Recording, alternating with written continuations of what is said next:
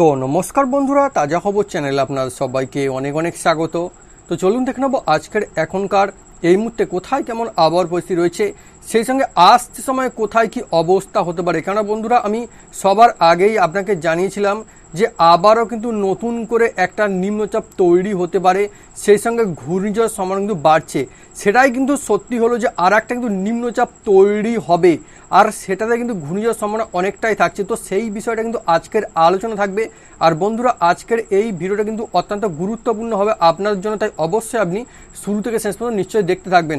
সেই সঙ্গে বলে দিই, এই যে নিম্নচাপ এটা কিন্তু আসছে, যেটা হবে সেটা কিন্তু আরও অনেকটা বেশি শক্তিশালী হবে।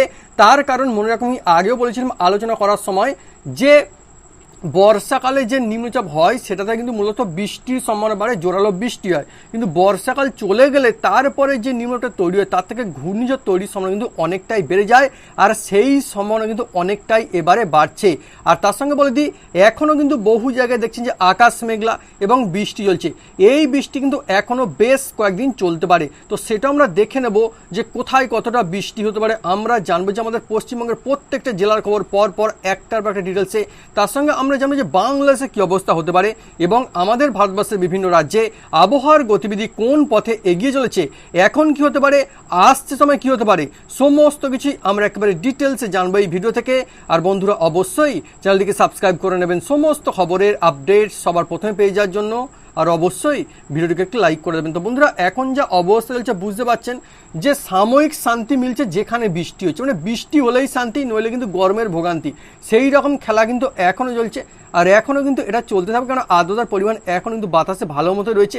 তার সঙ্গে আমি জানাতে চাইবো, এইবারে কিন্তু খেলা পুরোপুরি বদলে যাবে।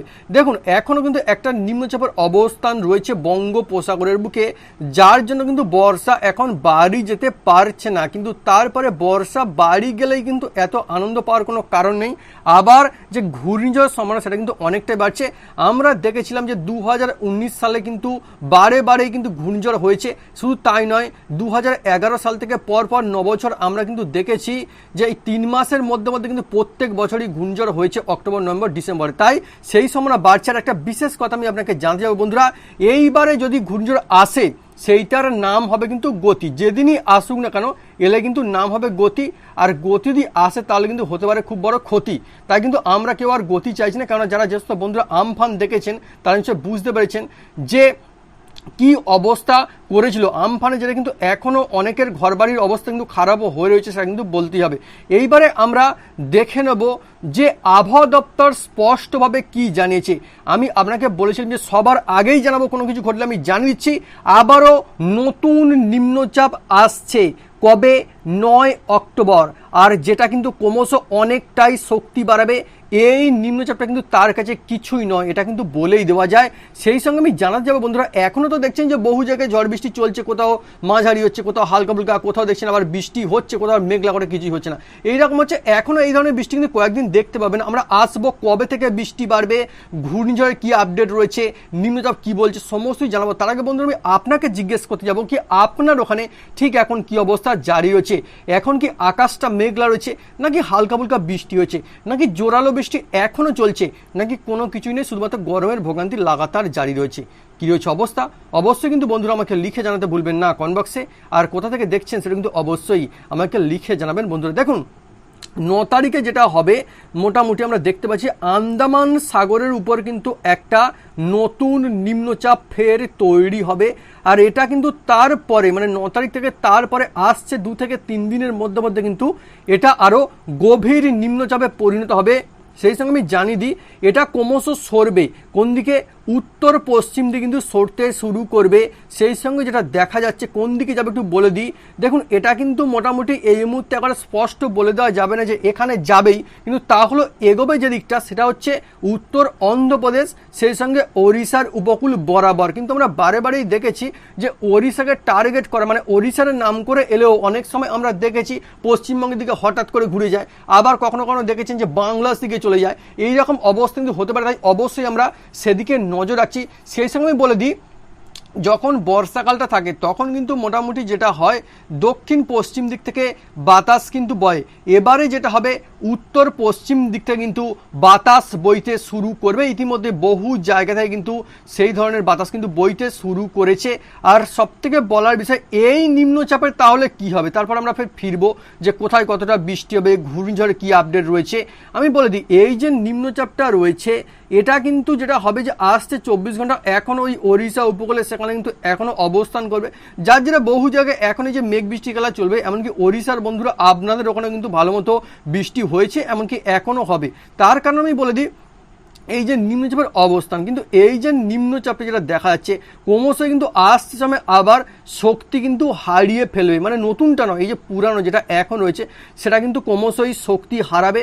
আর সেই সঙ্গে শক্তি হারালো দেখা যাচ্ছে এর সঙ্গে যেহেতু একটা ঘূর্ণাবর্ত রয়েছে তাই কিন্তু এটা এগোতে এগোতে এগোতে এগোতে এটা কিন্তু দক্ষিণ ছত্তিশগড়ের দিকে কিন্তু পৌঁছে যাবে 6 তারিখ নাগাদ। তার সঙ্গে 7 তারিখ পর্যন্ত এটা কিন্তু অ্যাক্টিভ থাকবে। মানে বন্ধুরা বুঝতে পারছেন এই যে নিম্নচাপ এটা 7 তারিখ পর্যন্ত অ্যাক্টিভ থাকবে, তারপরে 9 তারিখ থেকে আবারও কিন্তু জোরালো একটা নতুন নিম্নচাপ আসছে। আর আমি আগেও বলে রেখেছিলাম যে 10 তারিখের পর থেকে কিন্তু ঘূর্ণিঝড় তৈরির সম্ভাবনা অনেকটাই বাড়ছে, এটা কিন্তু হাওয়া অফিস জানিয়েছিল।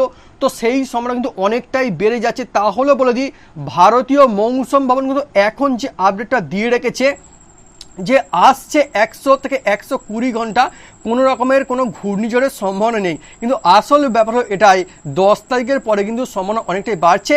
আমি তখন অবশ্যই জানাবো যে ঘূর্ণিঝড় আসবে কি আসবে না। আপাতত ঘূর্ণিঝড় নিয়ে কিন্তু চিন্তা করার কোনো কারণ নেই।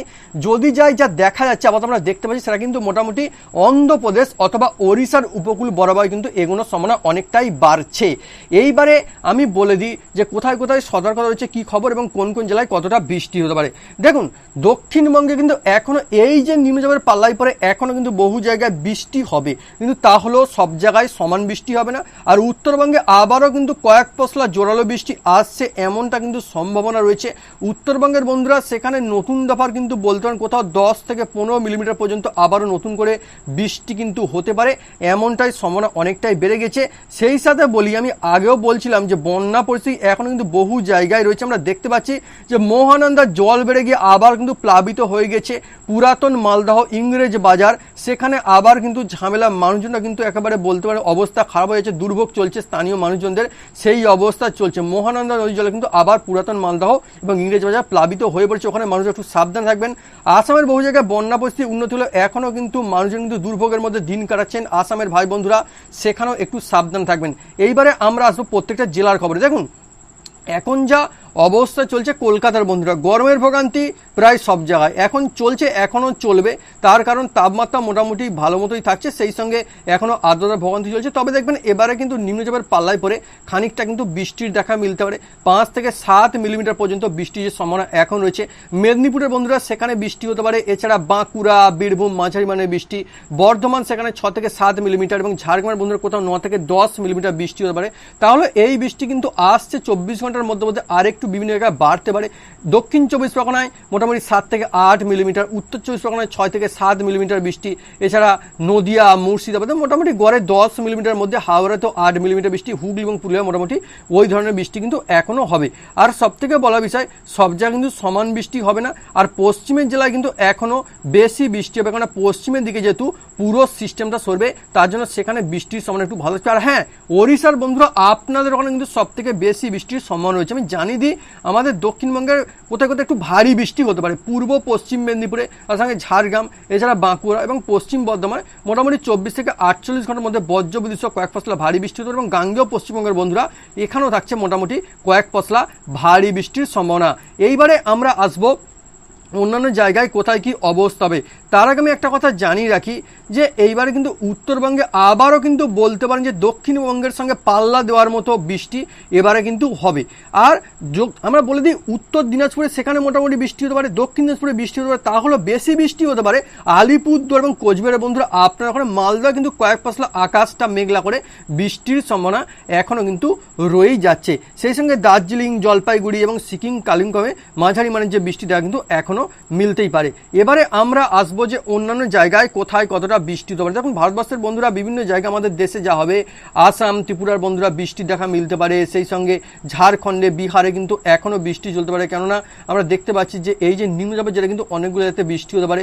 ওড়িশার বন্ধুরা সঙ্গে কেরালা, চেন্নাই, বেঙ্গালোর, মেঘালয় এখনও কিন্তু কয়েক পশলা বৃষ্টির সম্ভাবনা রয়েই যাচ্ছে। সেই সঙ্গে বাংলাদেশের বন্ধুরা বরিশাল, চট্টগ্রাম, ঢাকা, ময়মনসিংহ, রাজশাহী, সিলেট বহু জায়গায় বৃষ্টি, সব জায়গায় সন বৃষ্টি, আপনার কোথাও গরমের ভোগান্তি চলবে, তবে আকাশটা মেঘলা হবে। বরিশালে কয়েক পশলা একটু জোরালো বৃষ্টি হতে পারে।